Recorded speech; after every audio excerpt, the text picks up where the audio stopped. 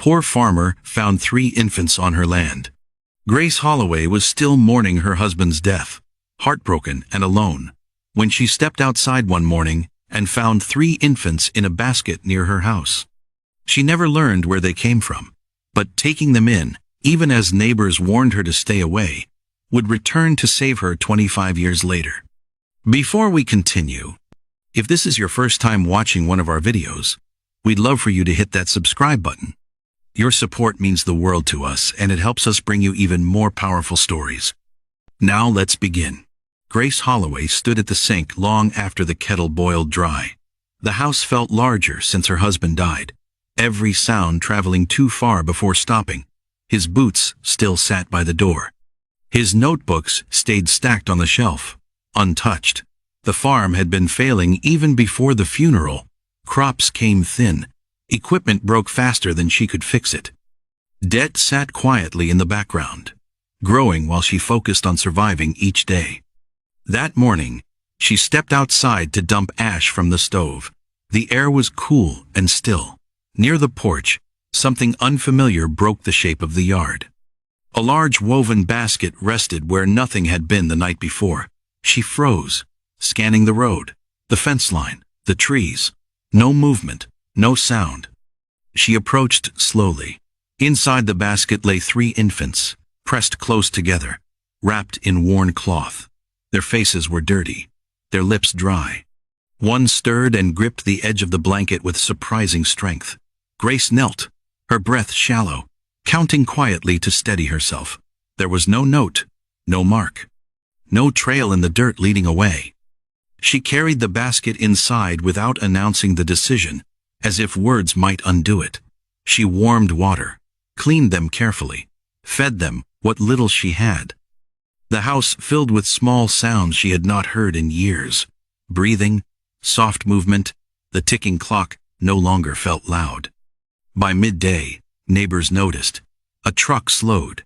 Someone stopped at the fence and shook their head. Warnings came later.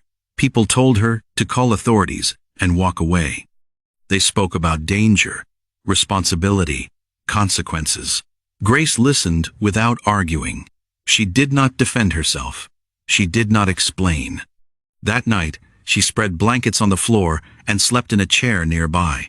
Fear stayed close, but it no longer owned the room. Whatever had brought the children here remained unknown. Whatever followed would be heavy. Still, the choice had already settled. The farm had taken from her for years. That morning, it gave her something back. The days that followed did not feel heroic. They felt crowded. Grace learned quickly that 3 infants erased any space left for drifting.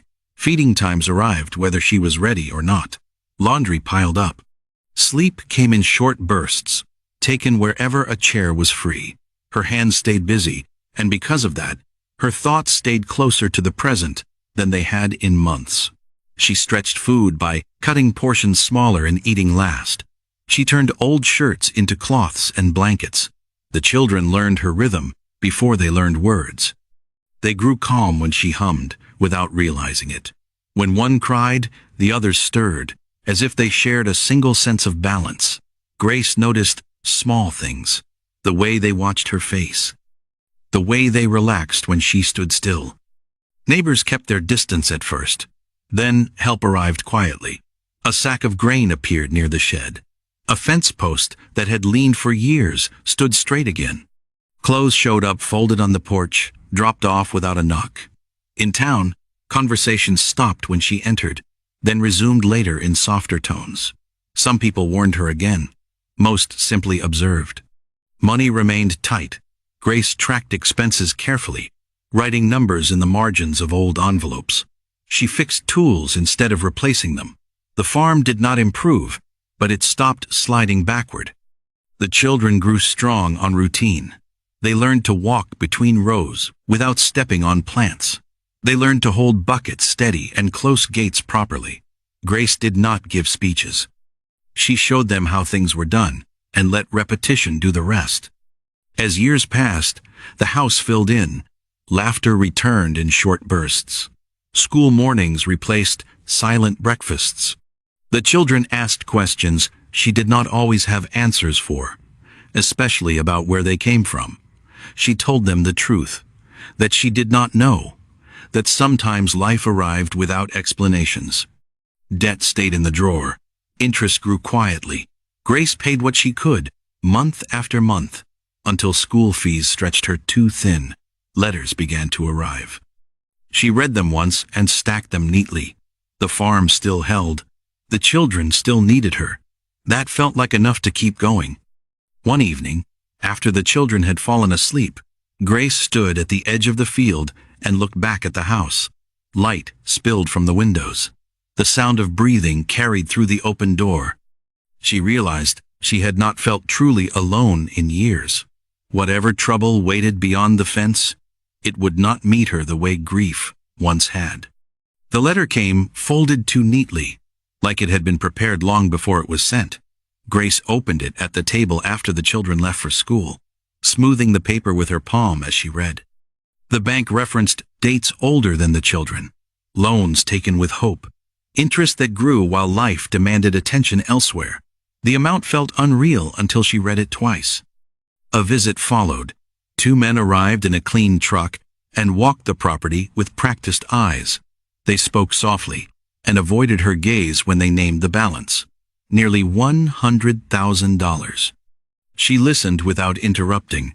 When she asked for time, they offered weeks. Not enough to change the math, just enough to prepare for loss. Grace waited until night to call the children. She did not dramatize it. She told them the facts and left space for silence. Chairs moved on the other end of the line. A door closed. Then came the words she did not expect to hear so quickly. "We are coming home." They arrived together 2 days later, older now, confident but careful. After the hugs, they asked to see the land, not the house, not the papers. They walked the field slowly, kneeling to touch soil, tracing water paths with their eyes.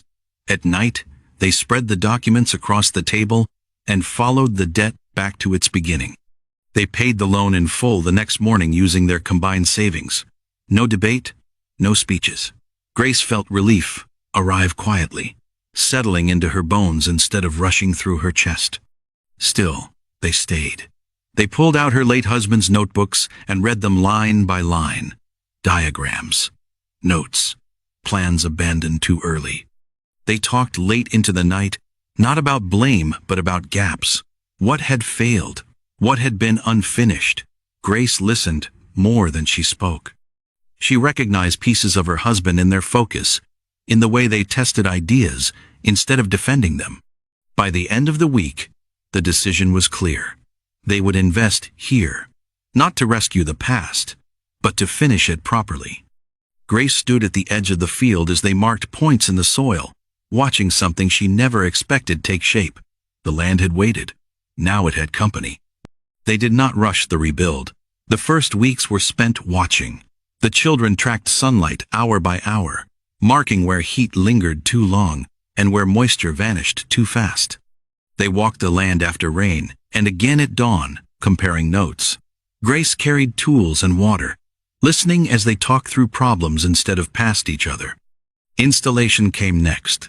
Small sensors went into the soil, placed by hand, each location chosen for a reason. Lines were buried carefully so nothing would snag later. A modest control unit sat in the barn beside rusted equipment that still mattered. Grace learned new habits. She checked dashboards the way she once checked weather. Numbers did not replace instinct. They sharpened it. The first changes felt subtle. Water arrived when crops needed it, not when habit said it was time. Leaves looked fuller. Waste dropped. Repairs slowed. When something failed, it was logged, adjusted, and tested again. Arguments stayed brief and practical. No one raised their voice. Progress came from repetition. Neighbors noticed the difference before Grace did. Buyers commented on consistency. Questions followed. How was she managing this on such a small plot? The children answered carefully, showing results before explanations. They built a simple system meant for farms like this one, places with limited staff and tighter margins. Interest grew. Not noise, proof. One farm tested it. then another. Licensing followed after results held through a full season. Revenue climbed faster than Grace was ready to track. She focused on what stayed the same: the house, the fields, the routines that kept her grounded. One evening, she found her husband's old notebook open on the table beside a laptop. The drawings aligned in ways they never had before. What once failed from poor timing now worked with patience and support. The farm responded, steady and reliable. Grace stood in the doorway, watching systems move across soil that once held grief. The work was no longer about survival. It was about completion. The farm changed without announcing itself. Trucks arrived on schedule, software updates rolled out quietly. The children split their time between the city and the land, never fully leaving either behind. They hired locally and trained patiently. Grace watched people learn the system the way she once taught chores, through repetition and care. She adjusted to the new pace slowly. Mornings stayed early. Coffee stayed strong. But fear no longer followed her steps. Some days she walked the fields with a tablet, checking readings she understood well enough now. Other days she left it on the table and trusted the work to hold. Both felt right. The house filled again, not with noise, but with presence. Conversations carried from room to room. Plans stretched past the week ahead. Neighbors spoke openly now, not in awe, but in recognition. They remembered the woman who kept going when it made no sense. They remembered the children who learned patience before ambition. No record ever surfaced explaining where the infants came from. No story closed that door. Grace realized she had stopped wondering years earlier. They arrived needing shelter. They left carrying skill. They returned with resolve. That was the truth that mattered. Her husband's debt closed. His ideas finished. His land protected. The farm that once barely fed her became the foundation of something designed to serve places like this one. Small, overlooked, worth investing in. At dusk, Grace sometimes stood by the porch, where the basket had rested long ago. The systems hummed softly across the fields. The soil held steady. What she thought was loss returned reshaped, not as rescue, but as inheritance. The story she believed had ended quietly revealed its beginning, one choice at a time. If this story moved you, hold on to the quiet choices that don't look heroic at first, but shape everything later.